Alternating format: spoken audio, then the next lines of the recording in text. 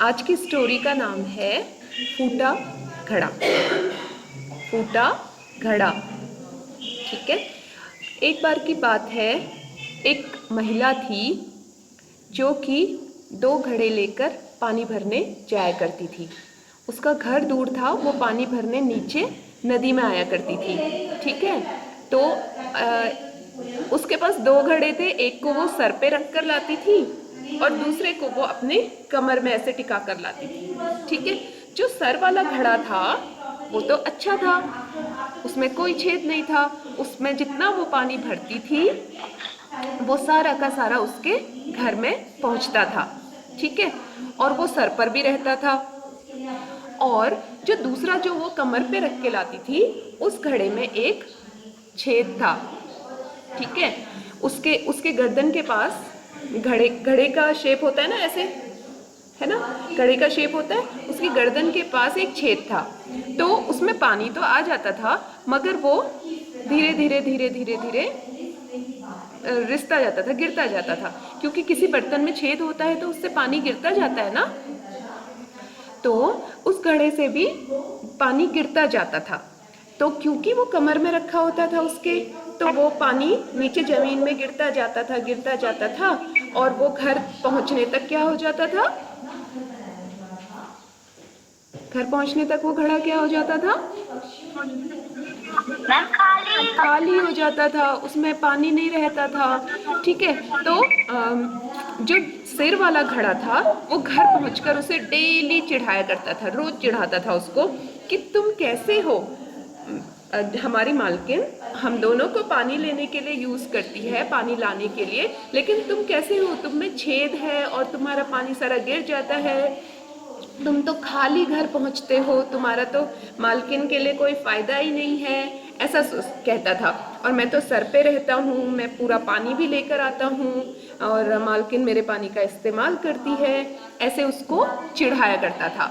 लेकिन हाँ, लेकिन उस घड़े को जिसमें छेद था, उस घड़े को कोई फर्क नहीं पड़ता था, वो बेचारा चुपचाप रहता था। ठीक है। तो एक बार की बात है, सीजन चेंज हुआ। ठीक है। आजकल कौन सा सीजन चल रहा है, ऑटम सीजन, है ना। ऐसे ही वहाँ भी सीजन चेंज हुआ, उनके गांव में भी, और ऑटम सीजन आया। तो जिस रास्ते से वो लेडी, वो महिला पानी भरने जाती थी, उस रास्ते में बहुत सारे फूल खिल गए। कैसे खिले होंगे बताएगा कोई, कैसे खिले होंगे? क्योंकि उनको डेली डेली पानी मिलता था, है ना, उनको डेली पानी मिलता था और वहाँ पर जो जो पौधे थे उनको पानी मिलता था और वो ग्रो कर गए, वो उग गए, उनमें पानी, उनमें फूल भी आ गया। ठीक है। तो वो पानी कहाँ से मिलता था, उस फूटे घड़े से। ठीक है। वो फूटा घड़ा रिस कर डेली उन पौधों को सींचता हुआ जाता था। तो जब उनमें बहुत सारे फूल खिले तो फूटे घड़े ने कहा, देखो भाई, सर वाले घड़े से कहा, देखो भाई, मैं इन पौधों को पानी देने के लिए इस्तेमाल होता हूँ, जो मेरी मालकिन पानी भर के लाती हैं, क्योंकि मेरी मालकिन बहुत होशियार हैं, वो सिर्फ अपने बारे में नहीं सोचती हैं, वो दूसरों के बारे में भी सोचती हैं।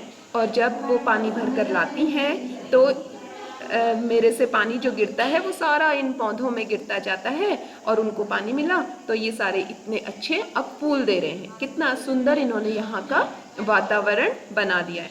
तो तब वो जो सर वाला घड़ा था वो बहुत शर्मिंदा हुआ और उसने उससे माफ़ी मांगी कि भाई मुझे माफ़ कर दो, मैं तुम्हें चिढ़ाता था, लेकिन मैं इतना आप यूज़फुल हो, इतने महत्वपूर्ण हो, मैं बात नहीं जानता था।